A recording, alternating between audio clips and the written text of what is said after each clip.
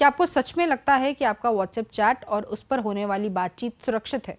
आप जो कुछ भी लिखते हैं, परिवार की निजी बातें, राजनीतिक राय, संवेदनशील जानकारी, वो सिर्फ आप और सामने वाला ही देख रहा है।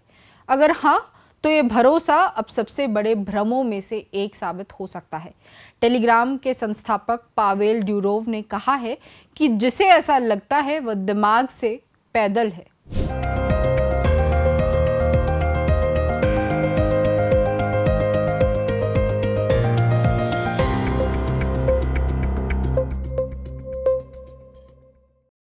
जरूरी बात में आपका स्वागत है।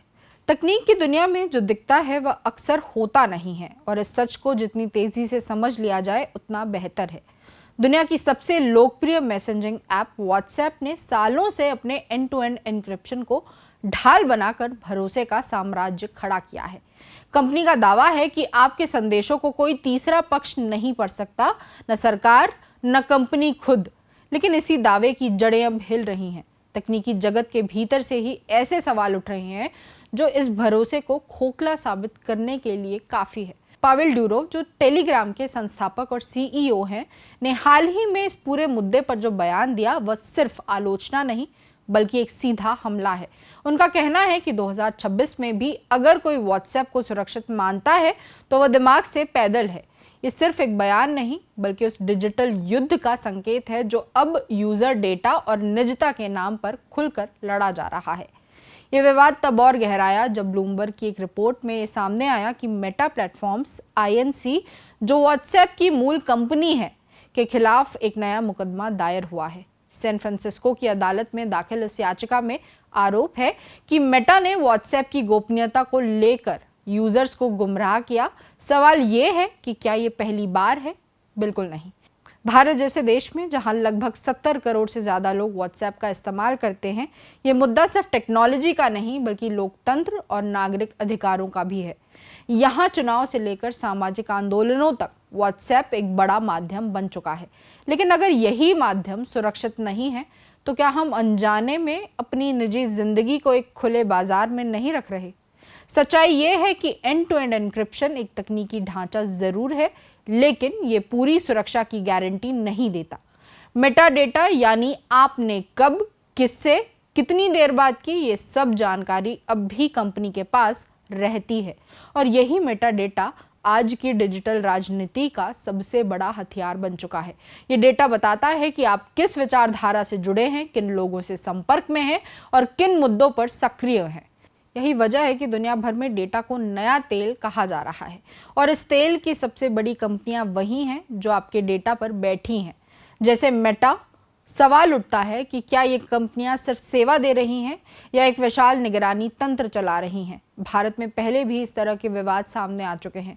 2021 में व्हाट्सएप की नई प्राइवेसी पॉलिसी को लेकर देश भर में विरोध हुआ था। उस समय लाखों यूजर्स ने सिग्नल और टेलीग्राम जैसे विकल्पों की ओर रुख किया, लेकिन कुछ समय बाद सब कुछ सामान्य हो गया, जैसे कुछ हुआ ही ना हो। यही सबसे बड़ी समस्या है, हम जल्दी भूल जाते हैं।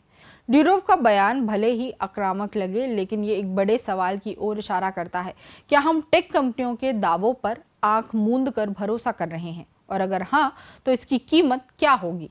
ये भी समझना जरूरी है कि व्हाट्सएप अकेला नहीं है, पूरा डिजिटल इकोसिस्टम एक दूसरे से जुड़ा हुआ है। व्हाट्सएप, फेसबुक और इंस्टाग्राम आपकी गतिविधियों का एक व्यापक प्रोफाइल तैयार करते हैं। ये प्रोफाइल विज्ञापन बेचने के लिए इस्तेमाल होता है, लेकिन क्या ये सिर्फ यहीं तक सीमित है? इसका कोई स्पष्ट जवाब नहीं है। राजनीतिक दृष्टिकोण से देखें तो ये और भी खतरनाक हो जाता है। डेटा का इस्तेमाल सिर्फ मार्केटिंग के लिए नहीं बल्कि जनमत को प्रभावित करने के लिए भी किया जा सकता है। कैम्ब्रिज एनालिटिका स्कैंडल इसका सबसे बड़ा उदाहरण है, जहां फेसबुक डेटा का इस्तेमाल चुनाव को प्रभावित करने के लिए किया गया था। भारत में भी चुनावी रणनीतियों में डिजिटल प्लेटफॉर्म की भूमिका लगातार बढ़ रही है। ऐसे में अगर मैसेजिंग ऐप्स की सुरक्षा संदिग्ध है तो ये लोकतंत्र के लिए सीधा खतरा है।